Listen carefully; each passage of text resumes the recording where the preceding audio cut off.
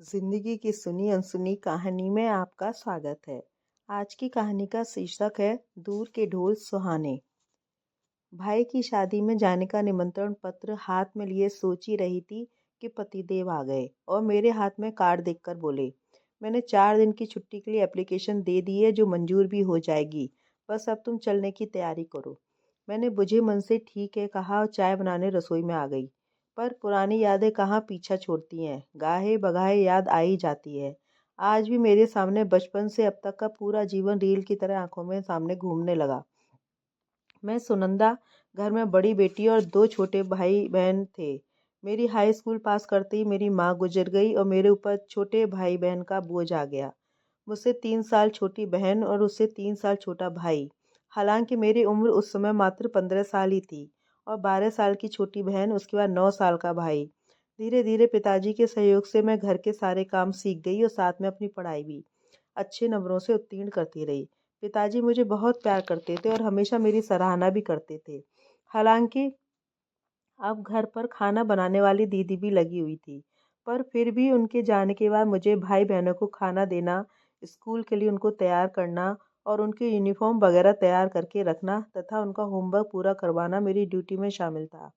पिताजी बैंक में हालांकि अधिकारी के रूप में थे, पर उनकी ड्यूटी कभी 10 घंटे की तो कभी 12 घंटे की हो जाती थी। उस समय मैं अंदर से घर को लॉक करके अपने भाई बहन के साथ पढ़ती रहती थी। पापा के आने के बाद हम लोग चैन से सो पाते थे। वैसे पापा भी एक बहन थी जो दूसरे शहर रहती थी और यदा कदा आकर हमारे पास कुछ दिन रुक जाती थी। तब हम लोग को खासकर मुझे बहुत राहत मिलती थी। मैंने इंटरमीडिएट पास कर लिया था और अब ग्रेजुएशन के एडमिशन की तैयारी में थी। इधर छोटी बहन सौम्या भी 11th में आ गई थी और भाई सुयंश 9th में था।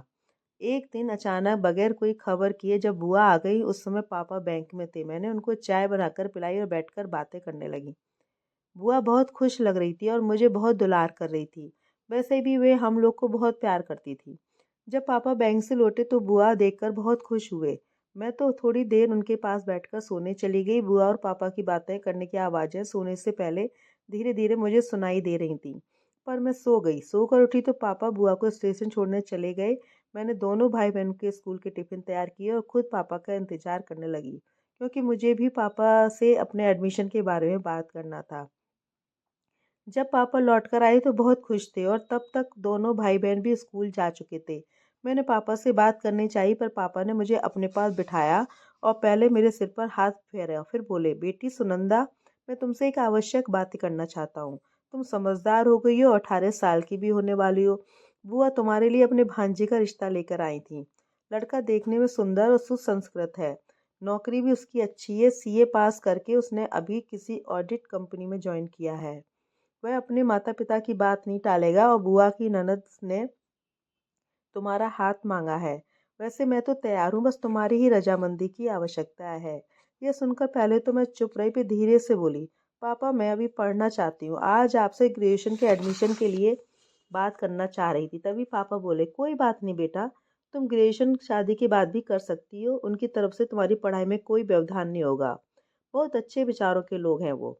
मैं भी उन लोगों से मिल चुका हूँ, इसलिए कहता हूँ बेटा, इस रिश्ते को हाँ कह दो। पता नहीं आगे क्या और कैसा घर परिवार मिले। यह परिवार हम सबका जाना पहचाना भी है। तुम्हारी शादी के 2 साल बाद मैं सौम्या के भी हाथ पीले करना चाहता हूँ। लड़कियों की जिम्मेदारी से जल्दी जल्दी मुक्त हो सकूँ उतना अच्छा है। उसके बाद रह जाएगा सुयश। वह अभी छोटा है, उसे भी हाई स्कूल के बाद हॉस्टल में डाल दूंगा, क्योंकि मेरा पूरा दिन तो बाहर बैंक में ही बीत जाता है। यहाँ पर अभी तो तुम संभाल रही हो, पर तुम्हारे जाने के बाद कौन संभालेगा? मुझे यही चिंता है। मैंने पापा से कहा, पापा फिर इतनी जल्दी क्या है? सौम्या भी इंटरमीडिएट कर ले और मेरा ग्रेजुएशन हो जाने दीजिए अभी। पापा फिर बोले, बेटा फिर पता नहीं, ये रिश्ता कभी और ना कह दे, क्योंकि उन्हें शादी की जल्दी है। ये सुन मैं चुप रह गई, उसे झुका लिया। पापा ने मेरे सिर पर स्नेह से हाथ फेरा और बोला, बेटा बस तू मेरे सबसे अच्छी और लाडली बेटी है, समझदार भी है। अब मैं निश्चिंत हुआ। कहकर पापा तो उठ गए, पर मुझे पूरी रात नींद नहीं आई। मैं यही सोचती रही, यदि आज माँ होती तो मेरी इस घर से इतनी जल्दी विदाई नहीं होती। यह सोच कभी कभी ईश्वर पर भी क्रोध आता है। अब महीने भर से अंदर मेरी शादी हो गई और मैं अपने पापा का घर छोड़कर ससुराल आ गई। ससुराल में यह इकलौते बेटे थे, बस एक ननद और मैं, जो कि बड़ी थी, और 2 साल पहले किसी एक्सीडेंट में उनकी मौत हो चुकी थी। सास ससुर दोनों बहुत सीधे और एडजस्ट करने वाले थे। उनको कभी मुझसे कोई शिकायत नहीं हुई। जैसे भी मैं रहती उनको टोका टाकी नहीं की। सास ने तो मेरे वहां पहुंचते ही मुझसे कह दिया, बेटा अब तुम यहाँ इस घर में माला की जगह हो। माला मेरी बेटी थी, हम 2 साल पहले उसे खो चुके हैं, पर अब भी उनकी यादें लगता है मानो घर में इधर उधर उछल कूद कर रही थी। इसलिए हमको मयंक की शादी की जल्दी थी।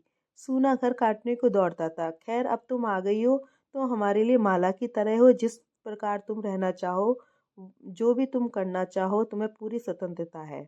हमारी तरफ से कोई बंधन नहीं। यह सुनकर हालांकि मुझे खुश होना चाहिए था, परंतु पतिदेव की तरफ से मेरा मन थोड़ा उदास था, क्योंकि पतिदेव बहुत ही शांत और अपने में ही गुम रहने वाले व्यक्ति थे। मैं जो भी कहती उसे वे चुपचाप मान लेते थे। कभी अपनी तरह से किसी बात को लिए मना नहीं किया। मैं जो भी पहनती उसे देखकर बस मुस्कुरा देते। कभी भी उन्होंने कोई कमेंट नहीं किया। मैं जाना चाहती थी बाजार, सिनेमा या कहीं घूमने को, हर वक्त तैयार रहते थे। कभी ना भी नहीं किया, परंतु फिर भी मुझे पता नहीं क्या बात कचोटती रहती थी। मेरा मन हमेशा बुझा बुझा सा रहता था। मुझे लगता था कि मेरे पतिदेव चंचल और खूब बोलने वाले होंगे, हरदम कुछ ना कुछ चहलबाजी करते रहते, परंतु मेरे पतिदेव एकदम शांत और पता नहीं किस ध्यान में मग्न रहते। बस घर से ऑफिस और ऑफिस से घर आकर कमरे में अपना लैपटॉप लेकर बैठ जाते थे। मेरा कहीं ना जाने का मन नहीं होता था तो एकदम लैपटॉप बंद करने को तैयार हो जाते थे। यह सब देखकर मुझे बड़ा आश्चर्य भी होता था। क्या इतनी कोई खुद की ख्वाहिश नहीं है? क्या खुद अपने मन से कुछ कोई पहल नहीं कर सकते हैं? इसी तरह 2 साल के अंदर ही मेरे गोद में नन्ना नन्ना बिभू भी आ गया। अब मैं तो बिभू में बिजी हो गई, पर तब भी उनके कोई शिकायत नहीं रहती। ऑफिस से घर लौटते ही यह भी बिभू के साथ खेलने लग जाते थे। फिर जब तक वह सो ना जाए अपनी गोदी में ही लिए रहते थे। ऐसे ही जिंदगी चल रही थी। सौम्या की शादी का निमंत्रण मिला और जब हम लोग सौम्या की शादी में पहुंचे, उसके पति को देखकर मुझे मनी मन बहुत जलन हुई। सौम्या का पति सुंदर और बहुत ही हंसमुख स्वभाव का था। हर किसी से मजाक करना और हमेशा हंसते रहना उसका स्वभाव था। ये समझ लो कि रोते को हंसाना उसको अच्छा लगता था। एक तरह से वह हमारे मायके परिवार के लिए आकर्षण का केंद्र बना हुआ था। हर एक से मिलना और बात करना उसकी आदत में था। उसे देखकर मेरे मन में बार बार यही प्रश्न उठता, काश मेरा पति भी ऐसे ही स्वभाव का होता। हम लोग शादी के बाद घर वापस आ गए और मेरी जिंदगी उसी पुराने ढर्रे पर आ गई।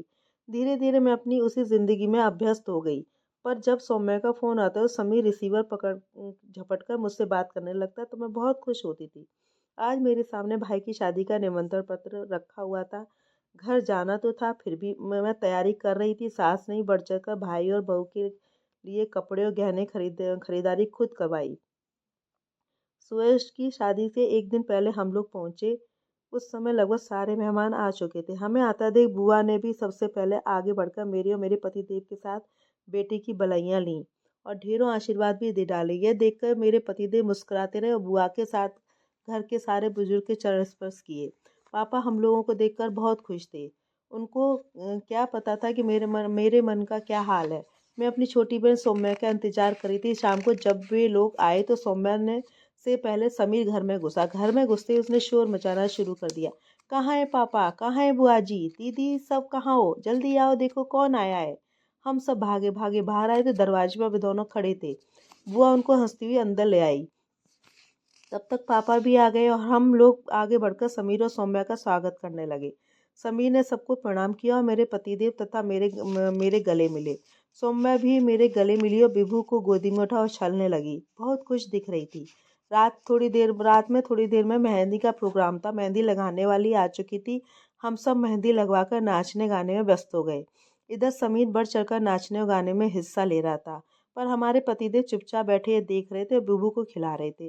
मैं मनी मन कुड़ रही थी। यह सब देखकर समीर हर एक के पास जाकर नाचने के लिए खींच रहा था। तभी वह इनके पास भी आया और नाचने का आग्रह करने लगा, पर मेरे पतिदेव ने नाचने के लिए साफ मना कर दिया।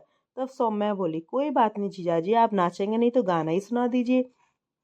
पहले तो उन्होंने ना नकुर की। मैं भी ताज्जुब में थी। इन्होंने कभी गाना नहीं गाया, कैसे ये सब पीछे पड़े हुए हैं। मैंने भी एक आध बार मना किया, पर सौम्या कहाँ मानने वाली थी। सौम्या और समीर दोनों ही मेरे पति को स्टेज पर ले गए। वहाँ उन्होंने सबके हाथ जोड़कर गाना शुरू किया। गाना सुनते ही मैं शॉक्ड हो गई। बहारो फूल बरसाओ मेरा महबूब आया है। गाना शुरू होते ही हाल में चुप्पी छा गई और सब एकाग्र होकर उनका गाना सुनने लगे। मैं भी बहुत आश्चर्य में थी कि यह हुनर मुझे आज तक नहीं पता था, परंतु गाना सुनकर मैं भी अवाक थी। बहुत सुंदर गाना गाया था। गाने के बाद वे स्टेज से उतरे और मेरे पास आकर बैठ गए। सबने तालियां बजाकर उनका स्वागत किया। सौम्या दौड़कर मेरे पास आई। जीजा जी, मैं बहुत खुश हूँ आज आपका गाना सुनकर। रात को सौम्या मेरे बगल में ही लेट गई और मुझसे बोली, दीदी क्या बात है, आप कुछ बुझी बुझी सी दिख रही हैं। मैंने कहा कोई बात नहीं, पर वह कहाँ मानने वाली थी, पीछे ही पड़ गई। तब मुझे बताना पड़ा, इनके गंभीर स्वभाव नहीं जमता। मैं चाहती हूँ ये भी समीर की तरह हमेशा चुलबुले और हंसमुख रहे, पर यह बिल्कुल चुपचाप बुजुर्गों जैसे ना जाने क्या सोच में बैठे रहते हैं। मैं जैसा कहती हूँ वैसा ही करने को तैयार हो जाते हैं। तभी सौम्या बोली, दीदी मुझे तो आप पर तरस आता है। जीजाजी का इतना सुलझा और गंभीर स्वभाव होने पर भी आप दुखी हैं। मुझे ताज्जुब होता है। आप समीर के बारे में क्या जानती हो? पता है दूर के ढोल सुहावने होते हैं। यह कहावत बिल्कुल समीर पर सही बैठती है। मैं तो समीर की इस आदत से बहुत परेशान हूँ। जहाँ भी कोई सुंदर युवती दिखी बस उसके पीछे ही लग जाता है। अपनी तरफ से ही बातें शुरू कर देता है, भले ही किसी को पसंद ना हो, लेकिन उसकी बक चालू ही रहती है। मुझे बहुत बुरा लगता है। पीठ पीछे सब इसकी आदत को मजाक बनाते हैं, लेकिन इस पर कोई असर नहीं होता। मैं तो इसके साथ कहीं बाहर किसी फंक्शन में जाने से भी अब कतराने लगी हूँ। कई बार मैं इशारा भी कर चुकी हूँ, नाराज भी हो चुकी हूँ, परंतु इस पर कोई असर ही नहीं पड़ता। ये अपनी आदत से बाज नहीं आता। जीजाजी को देखकर मुझे बहुत खुशी होती है। ऐसा लगता है मानो उन्होंने आज आपके लिए ही गाया हो। लगातार गाना गाते समय आप ही को देखे जा रहे थे। ये सुनकर एकदम मुझे जैसे सब कुछ समझ में आ गया। मुझे लगा मैं ही गलत थी। मैंने सौम्या को कसकर भींच लिया, उसका गाल चूम लिया और बोली, बहुत समझदार हो गई है तू। सौम्या भी हंस पड़ी और बोली, दीदी आपके हाथ हीरा लगा है।